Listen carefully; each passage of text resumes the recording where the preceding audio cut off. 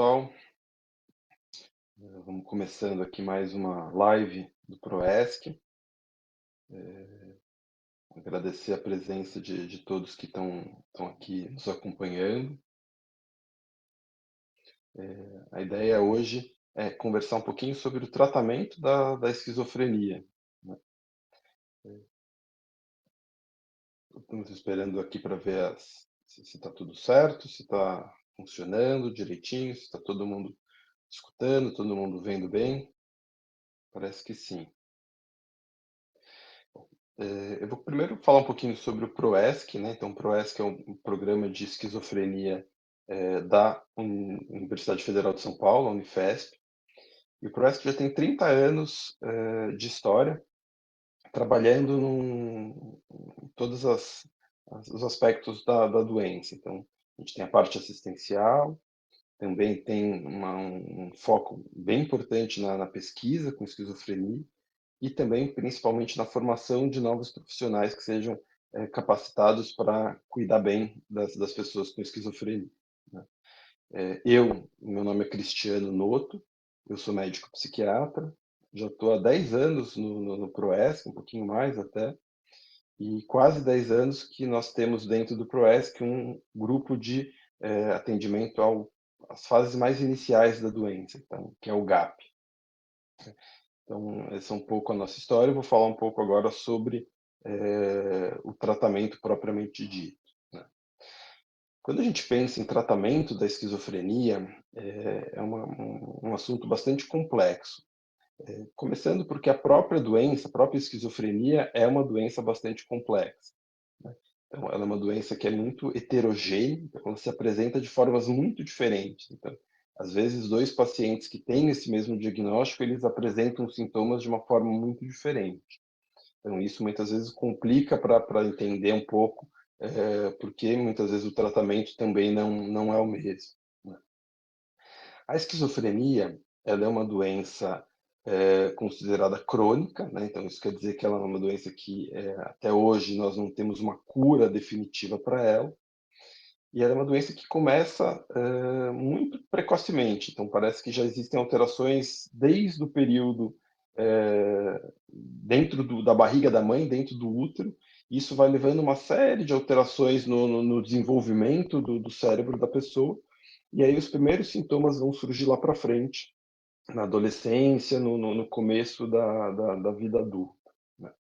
Como eu falei para vocês, existem uma série de sintomas diferentes da doença, né? Mas o que mais caracteriza a esquizofrenia são os conhecidos como sintomas psicóticos, né? Que são distorções da realidade. Então, são as alucinações, quando a pessoa escuta alguma coisa que não está acontecendo, escuta uma voz que passa algum comando, que xinga ela, e também os delírios, que são como se fossem crenças em situações que não acontecem. Então, a pessoa cria como se fossem umas historinhas dentro da cabeça dela. Então, acha que está sendo perseguida, acha que alguém está envenenando, alguma coisa assim. Existem outros sintomas que também são muito importantes, como sintomas negativos, que é uma maior dificuldade de socialização, um maior isolamento, né? Existem os sintomas cognitivos, sintomas depressivos também são muito comuns. Uma coisa que é importante antes de começar a falar sobre o tratamento é entender que a esquizofrenia ela é uma doença caracterizada pelas crises, então pelos episódios agudos, que os sintomas estão mais pronunciados, alternado com períodos de maior remissão. Tem épocas que a pessoa está com sintomas mais intensos, tem épocas que ela fica mais estável, né? Apesar dessa estabilidade, a doença, a esquizofrenia, ela causa uma série de dificuldades para o portador. Então, hoje, a Organização Mundial de Saúde aponta a esquizofrenia como uma das 10 principais causas de incapacidade para os seus portadores, né? Então, a gente sabe hoje que 80% dos pacientes não conseguem ter um emprego formal, muitas vezes não conseguem constituir uma família. Então, por isso é tão importante a gente garantir um tratamento adequado para aí sim poder mudar essa perspectiva. Bom, quando a gente pensa em tratamento da esquizofrenia, a gente consegue diferenciar esse tratamento da fase aguda, que é um momento que os sintomas estão mais intensos, estão mais emergentes, com o tratamento de manutenção, né? Que seria na fase que o paciente está estável, e aí o tratamento ele acaba tendo como finalidade evitar que aconteçam as próximas crises. Isso é extremamente importante porque a gente sabe que as crises psicóticas, então os momentos agudos da doença, são os mais perigosos. Primeiro, porque nesse momento o paciente muitas vezes não tem tanto discernimento, então pode se colocar em situações de risco, mas também parece que é nesse momento em que a doença mais progride, mais evolui. Então, uma grande parte desses prejuízos que a gente vê algumas vezes no paciente com esquizofrenia, eles acontecem nessa fase que o paciente está mais agudo, né? O tratamento da esquizofrenia ele também pode ser diferenciado entre tratamento farmacológico, que é o tratamento com medicações, e o tratamento psicossocial, que é feito através de uma equipe multidisciplinar, que conta com terapeuta ocupacional, psicólogo, assistente social, enfermeiro, com todos os profissionais de saúde.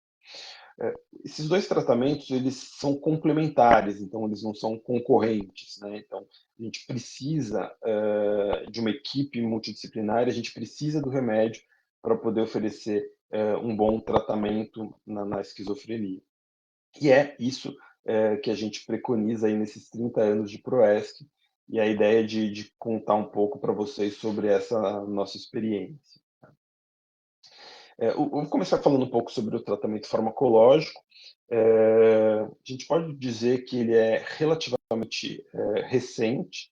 Então, o primeiro antipsicótico, né, ele surge na década de 50, então a gente está falando aí de 70 anos, menos de 70 anos de tratamento, e que foi a clorpromazina, né, foi o primeiro antipsicótico que surgiu. E com o surgimento dessas medicações, isso teve um grande impacto na evolução do tratamento da doença, né? Então, a partir desse momento, começou a se controlar melhor os sintomas, e aí foi possível gradativamente começar um processo de desinstitucionalização dos pacientes. Então, até a década de 50, normalmente as pessoas com esquizofrenia elas eram deixadas em manicômios, em hospitais, e não tinha nenhum tratamento específico. Com o antipsicótico, isso começou a mudar e as pessoas começaram a voltar para casa, começaram a ter um papel maior na sociedade, né? É, o objetivo do tratamento também foi mudando bastante ao longo do tempo, né? Então, no primeiro momento era só diminuir a agressividade, diminuir um pouco essa impulsividade, depois permitir que esses pacientes ficassem mais tempo em casa, sem crise, né? E hoje em dia, a gente pode dizer aí nos últimos 20 anos, né, o foco do tratamento da esquizofrenia também mudou, né? E hoje é um foco muito mais ligado com a funcionalidade do paciente do que propriamente com o controle de sintomas, né? O que isso quer dizer? É claro que o nosso grande objetivo é controlar sintomas, né? Mas hoje a gente entende que o papel central na vida de uma pessoa com esquizofrenia é voltar a ter um papel funcional, voltar a ter um espaço na sociedade, voltar a fazer atividades que sejam satisfatórias para ela, né? E isso é mais importante do que o controle total dos sintomas. Então, a gente fala que nessas últimas décadas, a gente hoje tem um olhar muito mais voltado para o recovery, né? O recovery é uma palavra que vem no inglês, que a tradução seria a recuperação, mas na verdade tem um conceito mais amplo, né? Então é um processo de que cada pessoa conseguir voltar a encontrar um sentido para a vida dela. Então é isso que a gente tenta ajudar os pacientes, a gente tenta oferecer que eles voltem a encontrar um sentido e voltem a ter uma vida mais próxima daquilo que era antes da doença, né? Quando a gente pensa nos remédios para esquizofrenia, então nos antipsicóticos, né, todos eles têm em comum uma ação num neurotransmissor específico que chama dopamina. A dopamina, ela é um neurotransmissor que ali é extremamente importante para todos nós, né? Então, a dopamina está relacionada com várias atividades com prazer, com a recompensa quando a gente faz alguma coisa, e ela que faz com que a gente fique ligado, tenha atenção nas coisas que estão acontecendo. O problema na esquizofrenia é que existe uma produção maior de dopamina e uma desregulação na hora de liberar essa dopamina, né? Então, um exemplo para todo mundo entender, por exemplo, se eu estou num carro e vem alguém me assaltar no farol, eu tenho uma descarga de dopamina importante, que é para eu ficar alerta, para pensar o que eu vou fazer, né, para eu conseguir me proteger. O problema da esquizofrenia é que muitas vezes o paciente tem essa mesma descarga de dopamina numa situação que não exigiria isso. Por exemplo, ele está lá deitado no sofá assistindo televisão e ele tem esse sinal de alerta do cérebro como se alguma coisa muito grave tivesse acontecendo. E aí isso muitas vezes acontece, por exemplo, de se criar um delírio, né? Então, não, então é porque a televisão está mandando uma mensagem, ou porque alguém está perseguindo. Então, essa disfunção no sistema dopaminérgico, ela está muito relacionada com a doença, e o antipsicótico ele consegue bloquear o receptor da dopamina e ele não deixa essa dopamina agir dessa forma errada, vamos dizer assim. Os antipsicóticos, eles podem ser classificados em primeira e segunda geração, né? Então, ou típicos e atípicos, né? Todos eles são eficazes para o controle dos sintomas da esquizofrenia, e o que acaba sendo diferente entre eles é o perfil de efeitos colaterais, né? Então, a gente sabe que esse é um grande problema no tratamento, principalmente quando a gente fala de um tratamento crônico, que muitas vezes vai ser por um longo período, né? Então, a grande maioria dos pacientes com esquizofrenia tem indicação de tomar a medicação para o resto da vida, né? Então, é, manejar bem e não deixar que esses efeitos colaterais atrapalhem muito é um papel bem importante. Como eu estou falando para vocês que grande maioria todos os antipsicóticos eles têm uma ação significativa para o controle dos sintomas, né?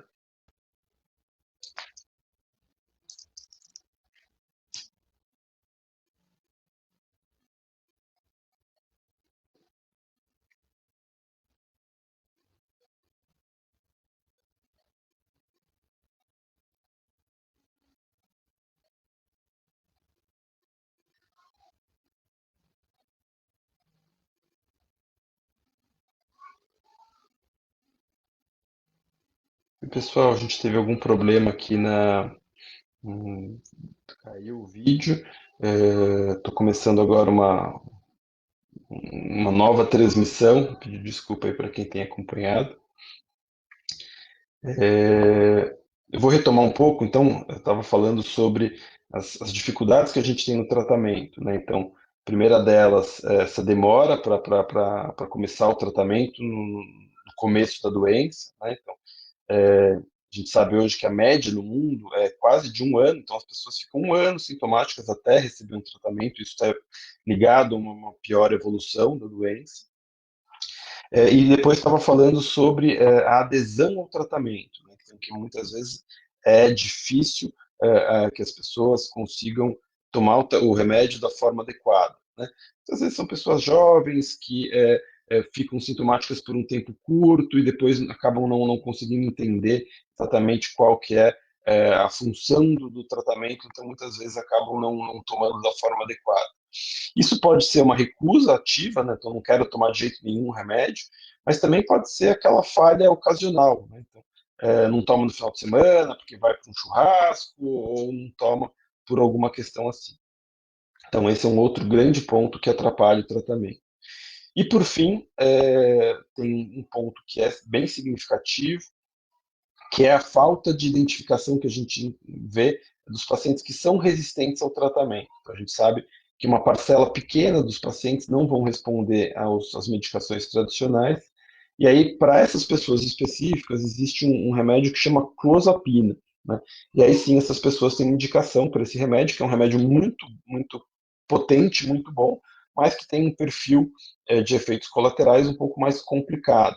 Ele pode mexer em glóbulos brancos, então ele exige um monitoramento, fazer exames de sangue semanais no começo, mensais, então ele é um pouquinho mais complicado, e a gente sabe que muitas vezes, então quase 3/4 dos pacientes que deveriam estar recebendo esse remédio, eles não têm essa possibilidade. Então, por isso, acaba também prejudicando aí no tratamento da doença. Falando um pouco agora sobre o tratamento psicossocial, ele é também extremamente importante, né? Então, quando eu falo em remédios, eles têm uma ação muito legal, muito importante para controlar os sintomas psicóticos, né? Então, esses sintomas que eu falei para vocês, como delírios, alucinações. O problema dos antipsicóticos é que eles têm uma ação muito mais limitada em outros sintomas, como sintomas negativos, na parte cognitiva, né? E aí entra o papel da equipe multidisciplinar, que vai ajudar muito nessas outras características da doença. Quando a gente pensa em equipe multidisciplinar, eu acho que a gente teve algumas lives com outros profissionais, com terapeuta ocupacional, com psicólogo, acho que vamos ter com assistente social, acho que vamos conseguir aprofundar um pouco mais. Mas a ideia é que cada profissional consiga trabalhar dentro da sua especificidade. Então, por exemplo, na parte da psicoterapia, um trabalho para ajudar os pacientes a compreender melhor os sintomas, estratégias para enfrentar os sintomas, então como lidar com aquilo, eu estou escutando uma voz, como eu faço para não agir em função da voz, né? Treinos de habilidade social, como se portar numa entrevista de emprego, como se portar frente às outras pessoas, então isso é bem importante, né? A terapia ocupacional, que vai ajudar os pacientes a estabelecer uma rotina, conseguir encontrar tarefas, encontrar atividades que façam sentido, que tenham, que colaborem para um enriquecimento da vida das pessoas, trabalhos, atividades de vida diária, então, como cuidar da casa, cuidar dos autocuidados, né? Então, ajudar numa reinserção ao trabalho. Muitas vezes a gente trabalha também com acompanhantes terapêuticos, né, que são pessoas que vão na casa do paciente, vão no território dele e ajudam a reconstruir uma rede de suporte, ajudam nesse processo de reinserção deles na sociedade, né? E também bem importante é o trabalho com a família, né? Então a gente tem um trabalho de psicoeducação, então levar informação para esses familiares, então explicar o que é doença, explicar como é o tratamento, explicar quais são os riscos envolvidos em não tratar, o risco das recaídas, né? Isso deve ser feito tanto com o paciente como com a família. E pode ser feito por profissionais ou por outras pessoas que também têm a doença e que podem contar um pouco essa experiência e podem ajudar o paciente a ter mais ferramentas para poder lidar com isso. Então, o tratamento da esquizofrenia, como eu estou dizendo para vocês, ele é bastante complexo, ele tem uma série de particularidades, ele deve ser pensado sempre individualmente. Então, isso é uma prática que nós fazemos e ensinamos no ProESC, onde sempre fazer um tratamento individualizado, pensar um planejamento, esse paciente vai se beneficiar mais disso, mais dessa estratégia, dessa abordagem.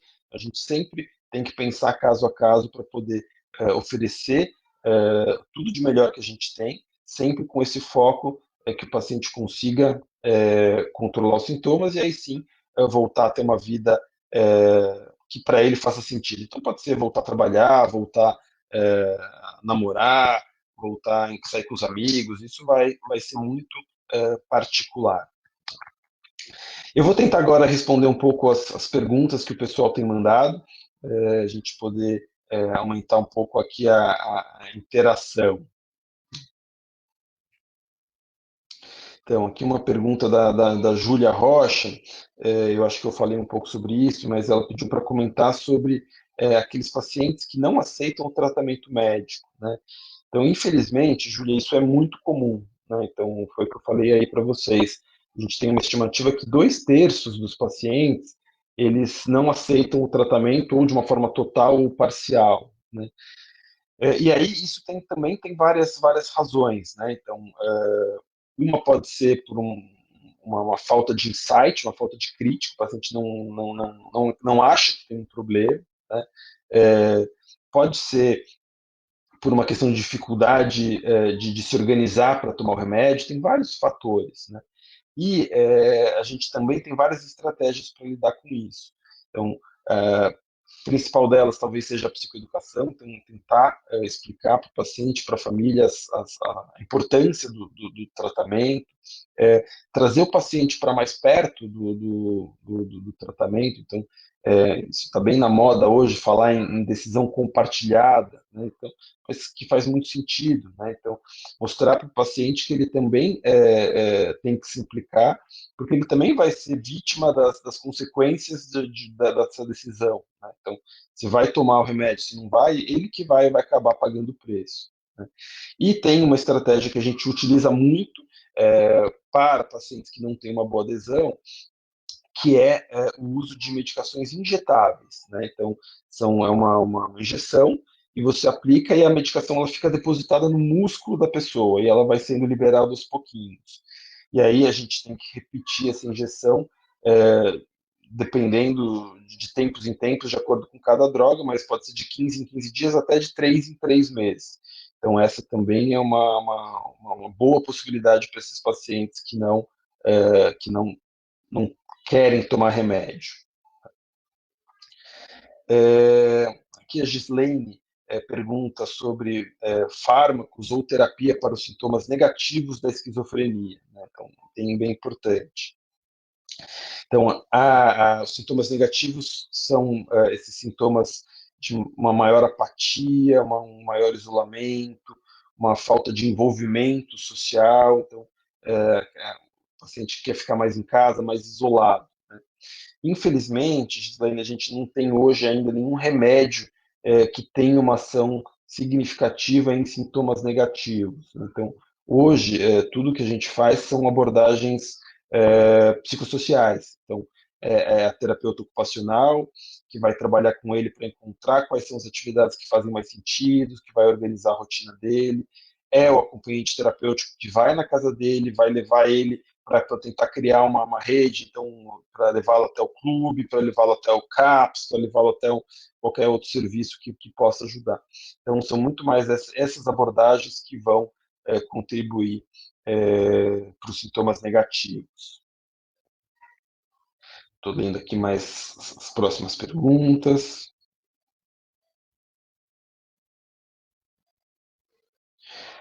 Uma pergunta também que está bastante na moda hoje, que é tratamentos feitos com derivados de maconha, se podem de fato funcionar. Esse é um tema bem polêmico, né?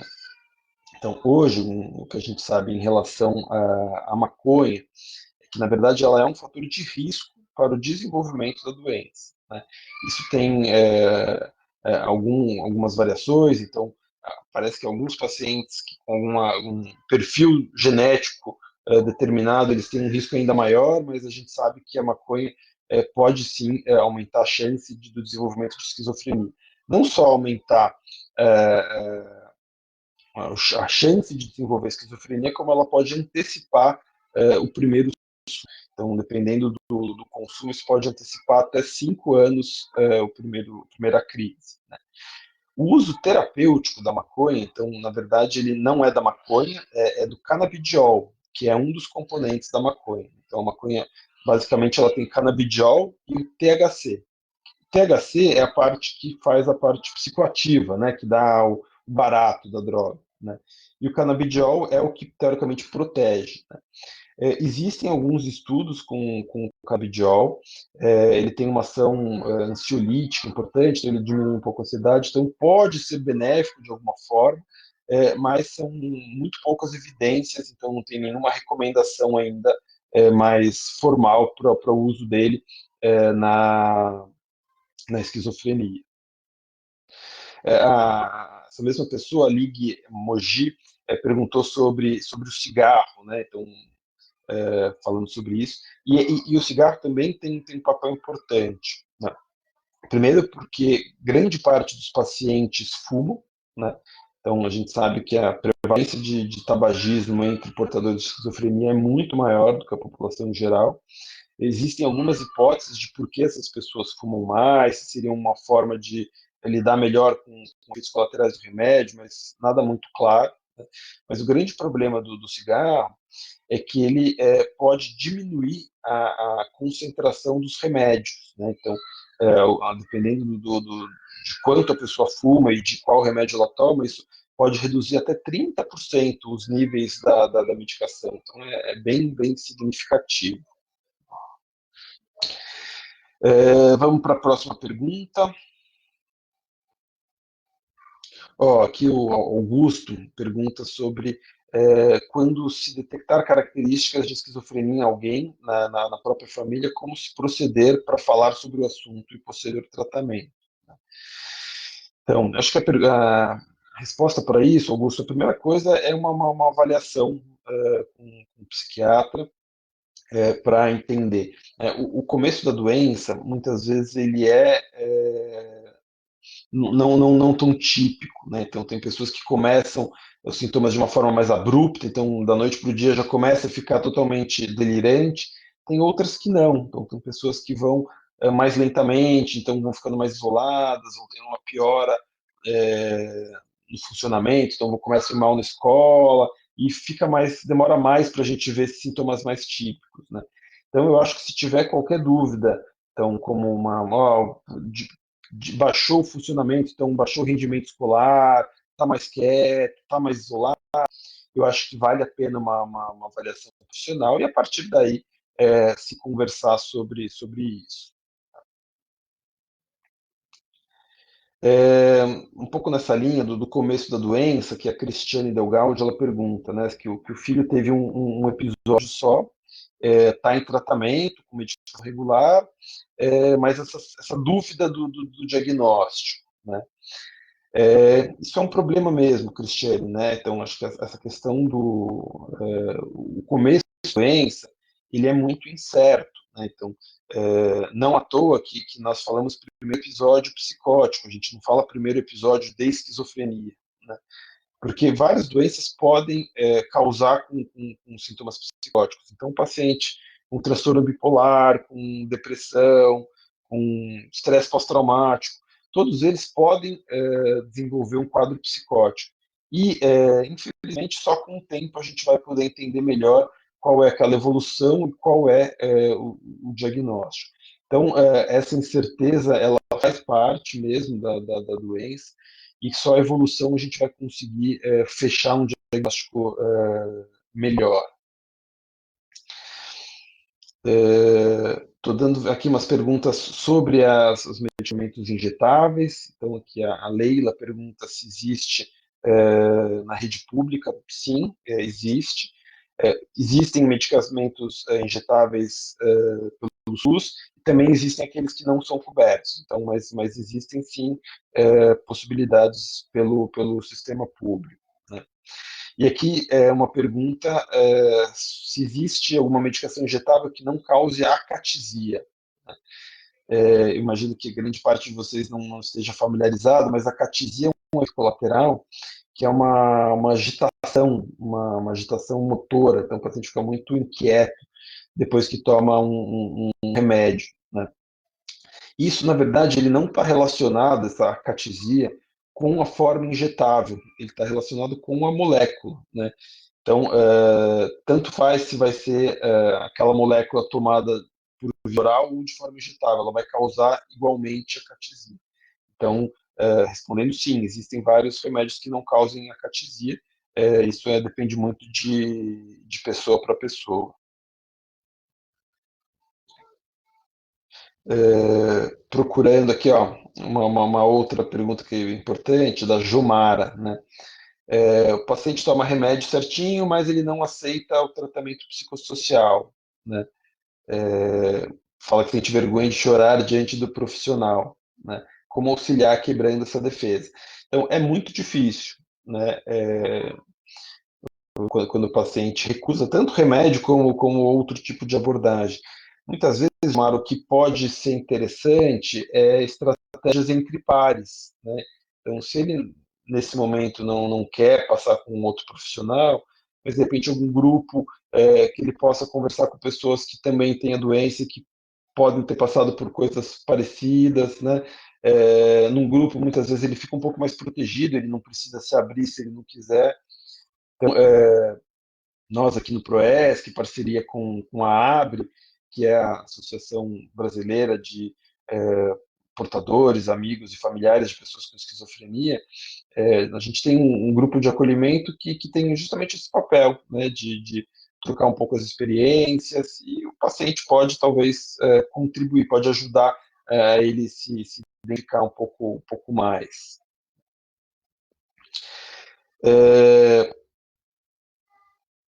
Uma outra dúvida aqui da Andrea, depois de uma internação, como proceder em casa, né? Isso é bem importante também, né, Andréia? Acho que a internação na esquizofrenia, ela é uma última etapa, né? Então, a gente sempre evita ao máximo a internação, mas muitas vezes não tem como escapar. Então, se o paciente está num quadro muito agudo, se colocando em risco, oferecendo risco para as outras pessoas, né, num jeito, e aí a internação, algumas vezes, ela se torna necessária, né? Quando o paciente sai da internação, o esperado é que ele esteja com sintomas controlados, né?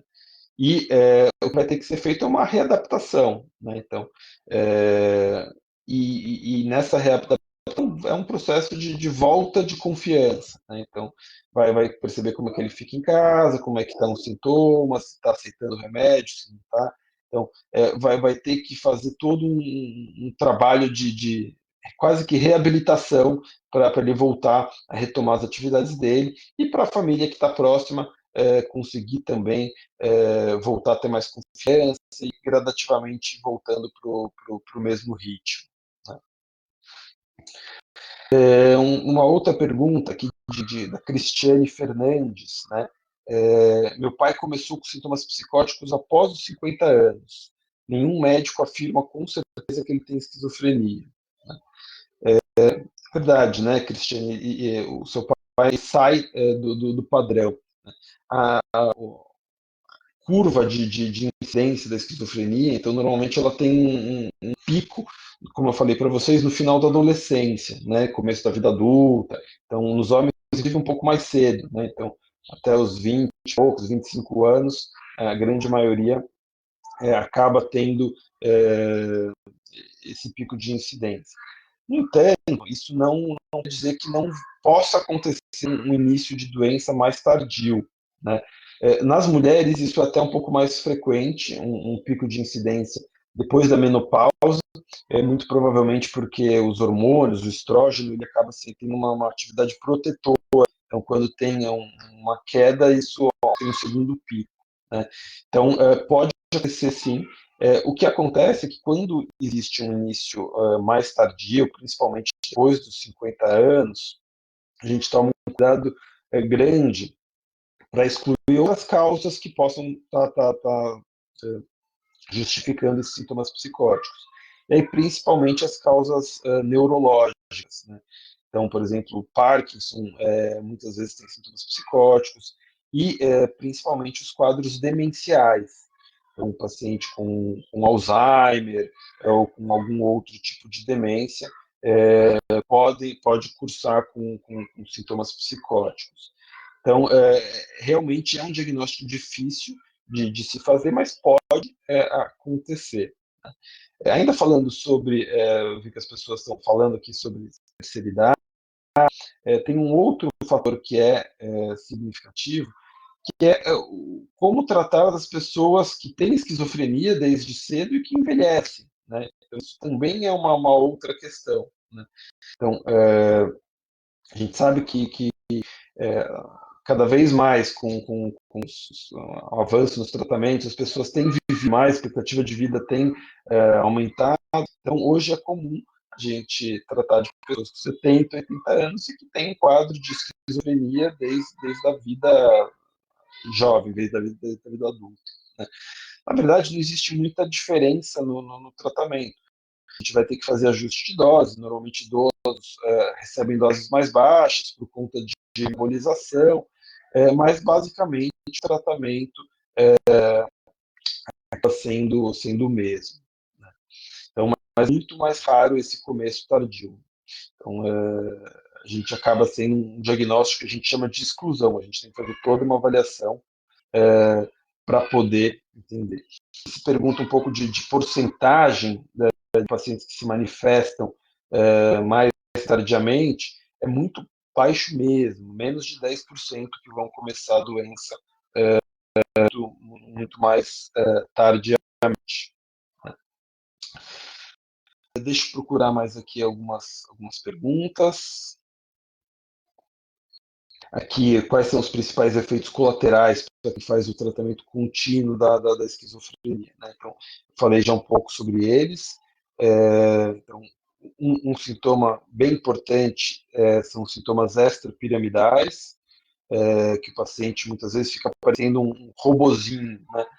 Inclusive, muito daquela imagem caricaturada, estereotipada que nós temos de paciente psiquiátrico, em hospital psiquiátrico, isso normalmente está relacionado com os sintomas extrapiramidais, né?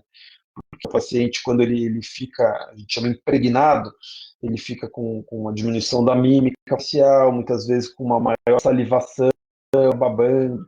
Então, isso é efeito colateral, isso não é doença psiquiátrica, né? Então, esse é um fator bem importante.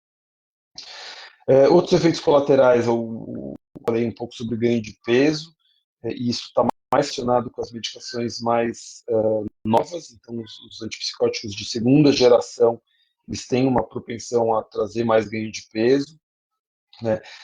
Sedação, então muito sono.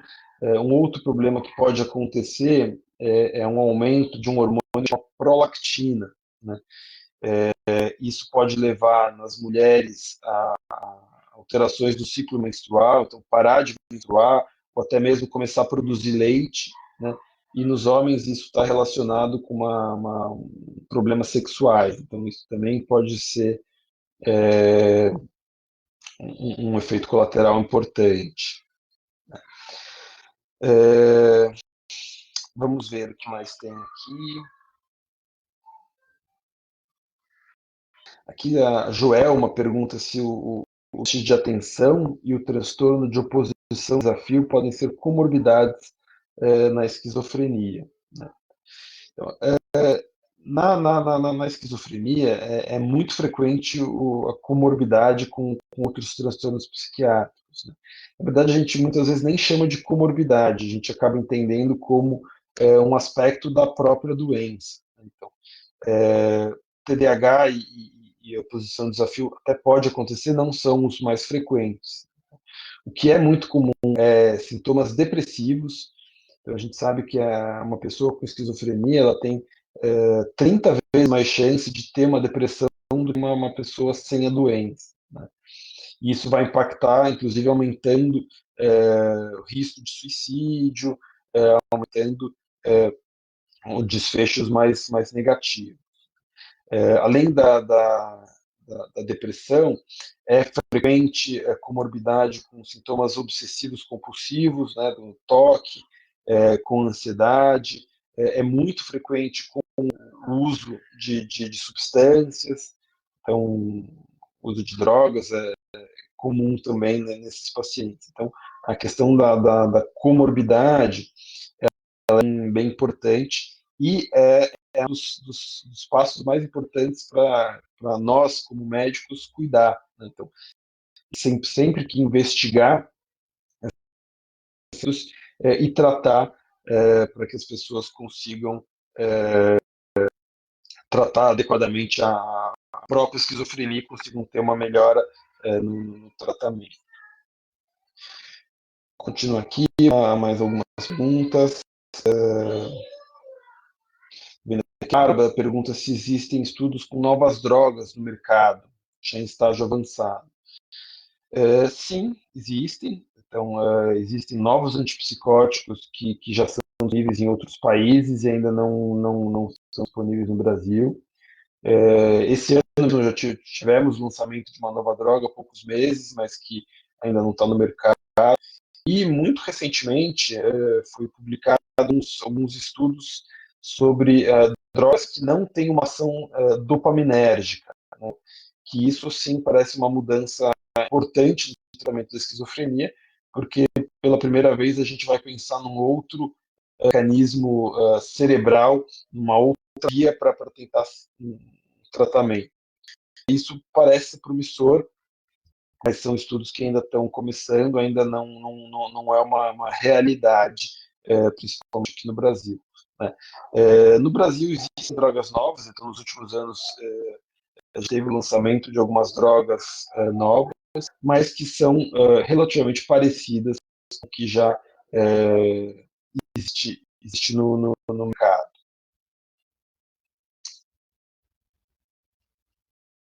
Ela pergunta aqui também, a Bárbara, se existe alguma medicação que possa, para emagrecer, que possa ser usado com outras drogas.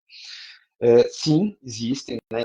Quando a gente fala em efeitos colaterais, né, a gente tem que aprender a manejar muito bem isso e não tolerar. Né? Não dá para ter uma postura de falar, não, é assim mesmo, vai ter que levar. Não dá. Porque a gente está falando de um tratamento crônico, muitas vezes de pacientes jovens. Né? Então, não dá para enrolar. Né? Especificamente para o ganho de peso, existem vários estudos com algumas medicações, principalmente algumas medicações que são utilizadas no tratamento da diabetes, que ajudam a reduzir esse ganho de peso causado pelos antipsicóticos e também muitas vezes ajudam o paciente a emagrecer, mesmo aqueles que já ganharam peso. Então, existem sim abordagens farmacológicas que podem ser utilizadas para contribuir aí no ganho de peso. Uma outra pergunta, que meu filho tem 15 anos, toma 800 miligramas de clozapina, Nutrigina e escitalopram. Está num nível muito alto, me preocupa. E mesmo assim ele ainda apresenta sintomas positivos. O que teríamos de tratamento após a clozapina? Né? Essa uma questão bem delicada. Então, eu falei para vocês que a gente tem uma estimativa que 30% dos pacientes não respondem ao tratamento convencional. Esses pacientes são considerados resistentes ao tratamento e aí tem indicação da clozapina. O problema é que mesmo para os pacientes que vão para a clozapina, vários deles também não respondem adequadamente à clozapina. Então, eles são chamados de paciente ultra resistentes ou pacientes resistentes à clozapina. Né? E para esses casos, a gente tem muito pouca evidência do que fazer. Então, não tem nenhum guideline, não tem nenhuma diretriz definitiva. Então, tem poucos estudos que mostram o que a gente pode fazer nesses casos. A minha sugestão é conversar com um psiquiatra, ver se pode alguma outra estratégia de potencialização. Em alguns casos, pode-se utilizar eletroconvulsoterapia, né? Então, tem que se discutir com o médico para poder entender qual que é a melhor estratégia especificamente. Mas, infelizmente, as nossas evidências para esses casos super resistentes ainda não são boas. Tem uma outra pergunta aqui sobre esquizofrenia indiferenciada, que também é um tema polêmico. Né? Teoricamente, a esquizofrenia ou esquizofrenia indiferenciada seriam a manifestação da doença sem sintomas como delírios e alucinações, né? Então, sem sintomas ativos. Tem muita gente que critica esse diagnóstico, então acha que ele não existiria, né? E mesmo quem não critica, é um fato bem raro de se ver um paciente que seria mais com desorganização do comportamento, desorganização do pensamento e com mais sintomas negativos. Então é um quadro raro e bastante controverso. Ó, uma outra pergunta aqui, provavelmente de um portador, né? Falando que toma risperidona e tem problemas de coordenação motora, praticamente não consegue escrever, né? A minha sugestão, nesse caso, é para conversar com o médico. Sim, isso pode ser um efeito colateral, pode estar relacionado com esses sintomas extrapiramidais que eu estava falando, né? De uma maior rigidez muscular, às vezes uma maior dificuldade muscular. Então, pode ser que seja, e se for mesmo um efeito colateral, a indicação é de reduzir a dose, se for possível, e se não for possível, trocar por uma outra medicação que cause menos desse tipo de sintomas. A gente está chegando aqui no final, tem algumas perguntas ainda. Terapias com psicólogos, como terapias cognitivo-comportamentais, podem realmente auxiliar no tratamento? Sim, com certeza, né? Então, hoje em dia, existem várias abordagens de psicoterapia, né? No caso específico da esquizofrenia, que tem mais evidência é a própria terapia cognitivo-comportamental, e ela pode ajudar muito no tratamento, né? Eu falei um pouco isso ao longo da minha fala, mas ela pode ajudar, primeiro, o paciente conseguir entender, compreender o que são aqueles sintomas, né? Então, depois, ele criar estratégias de enfrentamento e estratégias de questionamento, né? Então, muitas vezes ele pode, por exemplo, ele está escutando uma voz e ele pode se perguntar, será que isso as outras pessoas estão escutando também? Se isso é real? Será que eu não estou distorcendo isso? Então, desenvolver essa capacidade do paciente fazer esse tipo de questionamento é muito produtiva, e a terapia cognitivo-comportamental trabalha bastante nessa linha. Então, sim, pode ajudar bastante no tratamento. Acho que a gente tem tempo para mais alguma pergunta.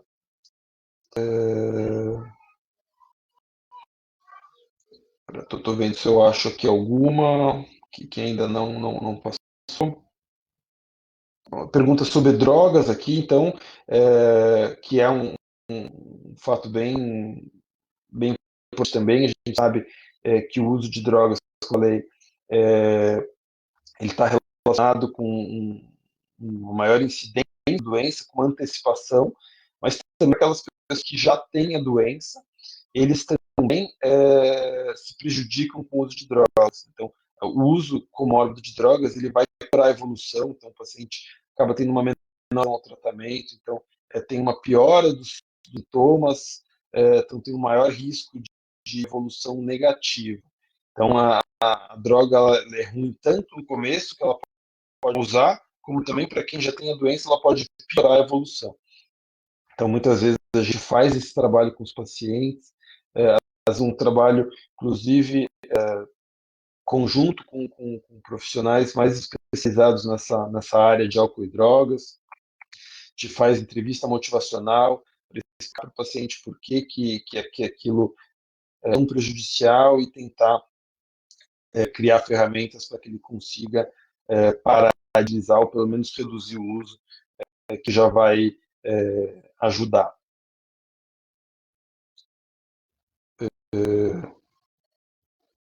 Aqui a última pergunta, uma outra pessoa com esquizofrenia que toma risperidona estava ouvindo voz até um ano. De lá para voltou a ouvir vozes. É possível trocar o remédio ou outro que pare de ouvir? Com certeza, né? Então, muitas vezes a doença está estável e aparentemente não acontece nada e o paciente volta a ter sintomas, né?